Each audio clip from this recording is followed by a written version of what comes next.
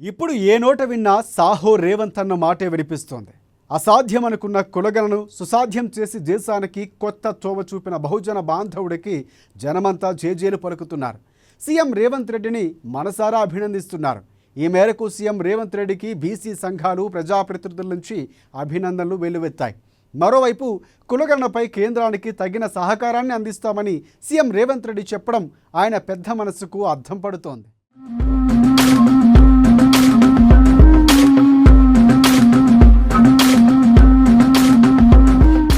తెలంగాణలో కులగణనతో సరికొత్త చరిత్రను లిఖించారు CM Revanth Reddy. Caste census తెరపైకి వచ్చినప్పటి నుంచి ఆయన ఎంతో జాగ్రత్తగా సంయమనంతో వ్యవహరించారు. ఎంతో మంది ఎన్నో రకాలుగా మాట్లాడి నిరాశపరిచిన డోంట్ కేర్ అంటూ ముందుకు సాగారు. రాహుల్ గాంధీ ఆలోచనలకు అనుగుణంగా కాస్ట్ సెన్సస్ గురించి పూర్తిగా ఆరా తీశారు రేవంత్ రెడ్డి. ఎందుకంటే కులగణన ప్రాధాన్యత ఏంటో సీఎం రేవంత్ రెడ్డి ముందుగానే గుర్తించారు. ఏ కులం నిష్పత్తి, ఎవరికి ఎంత దక్కాలి అన్న అంశాలు తేలితేనే అందరికీ న్యాయం జరుగుతుందని ఆయన బలంగా నమ్మారు. అందుకే ఈ విషయంలో మొండి పట్టుదలతో వ్యవహరించారు ముఖ్యమంత్రి. దేశంలోని మహామహులైన ముఖ్యమంత్రులు కూడా ఈ కులగణనను టచ్ చేయలేక చేతులెత్తేశారు. అందుకే ఈ గణన అయ్యే పని కాదులే అన్న మాటలు కూడా వినిపించాయి. తెలంగాణలో సీఎం రేవంత్ రెడ్డి అనవసరంగా కాస్ట్ సెన్సెస్ను టచ్ చేశారన్న గుసగుసలు కూడా మొదలయ్యాయి. కానీ రిస్క్ తీసుకుంటేనే ఏదైనా కొత్త ప్రయత్నం సఫలమవుతుంది. అలా ఆయన రిస్క్ తీసుకున్నారు, అనుకున్నది సాధించారు. ఔరాని యావత్తు దేశమే అబ్బురపడే విజయాన్ని అందుకున్నారు రేవంత్ రెడ్డి.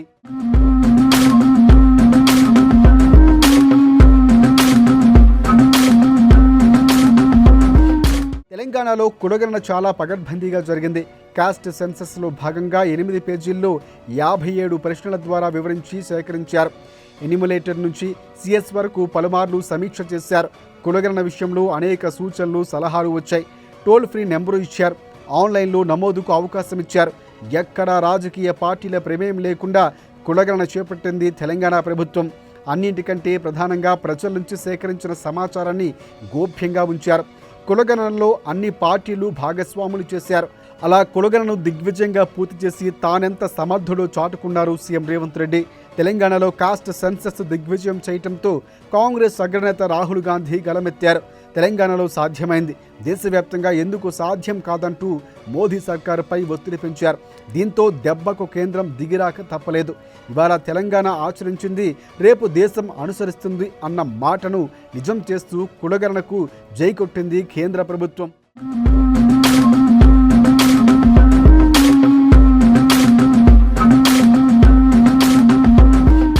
వాస్తవానికి కులగణన విషయంలో తెలంగాణలో ఎన్నో చిక్కుముడులు ఎదురయ్యాయి. అయినా రేవంత్ సర్కారు ఏమాత్రం బెదిరిపోలేదు, వెన్ను చూపి పారిపోలేదు.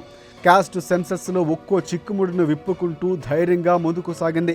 చట్టపరమైన చిక్కులు ఎదురు కాకుండా శాస్త్రీయ పద్ధతిలో దేశంలో కులగణన పూర్తి చేసిన ఘనత తెలంగాణకే దక్కుతుంది. ఈ విషయంలో దేశానికి రోల్ మోడల్ తెలంగాణ. అందుకే సీఎం రేవంత్ రెడ్డిపై ప్రశంసల వర్షం కురుస్తోంది. The best CM Revanth Reddy అన్న ప్రశంసలు కూడా వెల్లువెత్తుతున్నాయి.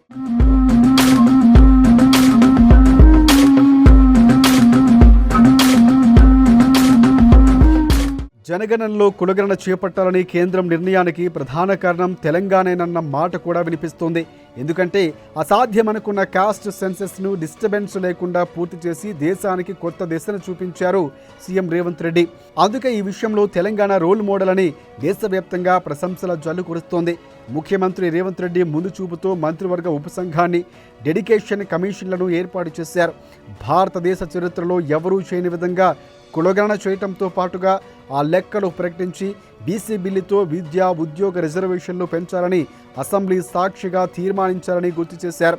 అదే ఇప్పుడు దేశంలోనే హైలైట్గా మారిందన్న మాట వినిపిస్తోంది.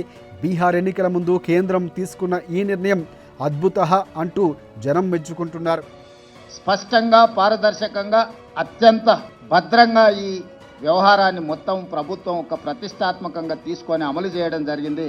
ఇందులో మంత్రివర్గ ఉపసంఘం group of ministers Uttam Kumar Reddy గారు, బట్టి విక్రమార్క గారు, సీతక్క గారు, అదేవిధంగా శ్రీధర్ బాబు గారు, పొన్నం ప్రభాకర్ గారు అందరూ కూడా ఇందులో అధికారులతోని చీఫ్ సెక్రటరీ నుంచి ఎన్యూమరేటర్ల వరకు దాదాపుగా 1,50,000 మంది భాగస్వాములు అయ్యి దాదాపుగా 90 రోజులు నిరంతరం పనిచేసి ఈ విజయవంతంగా ఈ నివేదికను తయారు చేయడం జరిగింది.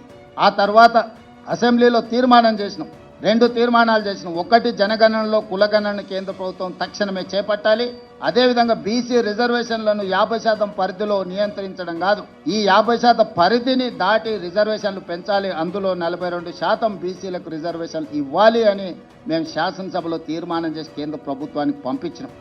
కులగణనతో సరికొత్త రోడ్ మ్యాప్ను సృష్టించిన ఘనత సీఎం రేవంత్ రెడ్డిది. ఎంత కాదనుకున్నా తెలంగాణలో చేపట్టిన కులగణన ప్రణాళికను కేంద్రం స్టడీ చేయనుంది. అందుకే సీఎం రేవంత్ రెడ్డిని టార్చ్ బేరర్ అంటూ అందరూ ప్రశంసిస్తున్నారు. ఈ మేరకు సీఎం రేవంత్ రెడ్డికి అభినందనలు వెల్లువెత్తుతున్నాయి.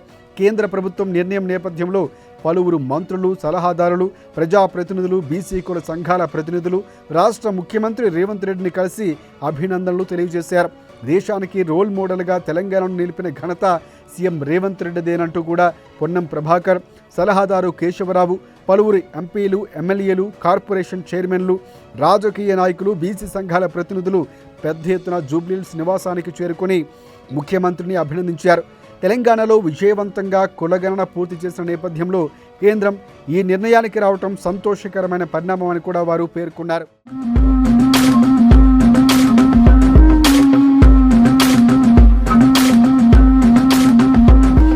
కులగణనలో తెలంగాణ మోడల్ తీసుకురావాలని, ప్రతి రాష్ట్రంలో మాట్లాడి ఆయా ప్రభుత్వాల సూచనలు తీసుకోవాలని కేంద్రానికి సీఎం రేవంత్ రెడ్డి విజ్ఞప్తి చేశారు.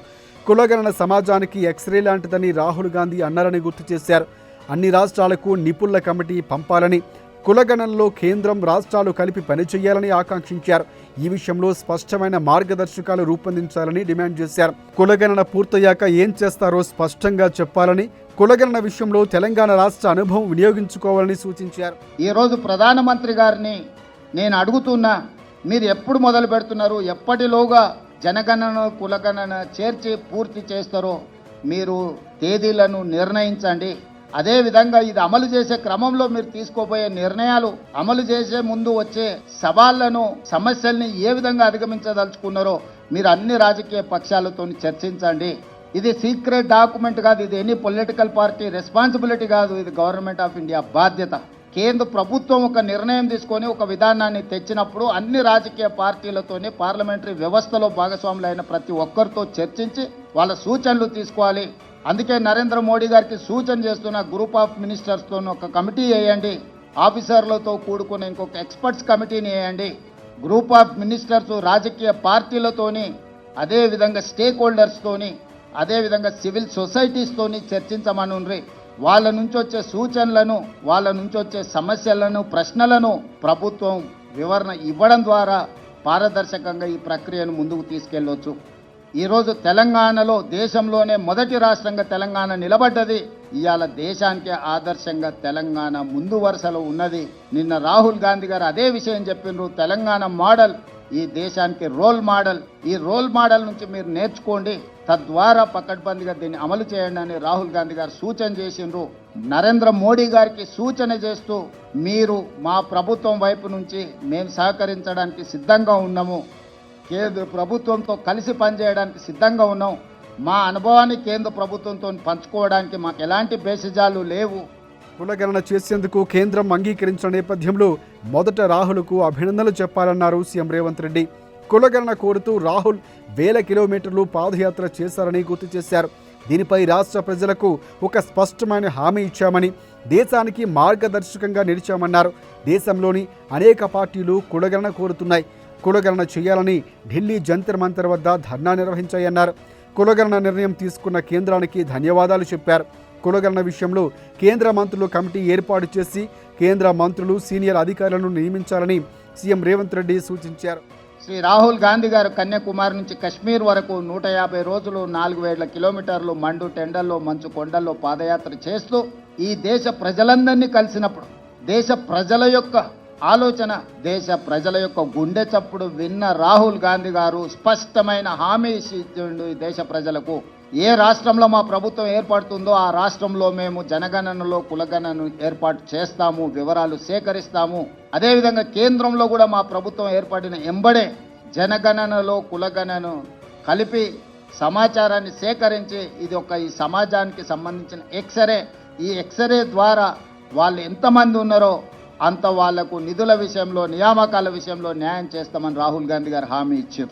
ఈరోజు రాహుల్ గాంధీ గారు హామీ మేరకు తెలంగాణ ప్రజలు కాంగ్రెస్కు ప్రభుత్వాన్ని అందించడం జరిగింది.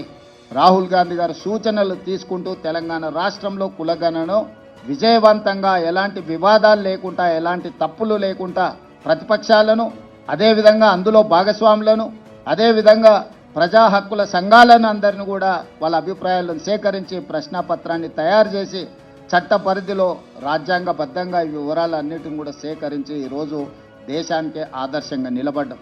రాహుల్ గాంధీ గారికి ఈరోజు తెలంగాణ ప్రజల తరఫున నేను ధన్యవాదాలు తెలియజేయదలుచుకున్న, బలహీన వర్గాల తరఫున నేను ధన్యవాదాలు తెలియజేయదలుచుకున్న.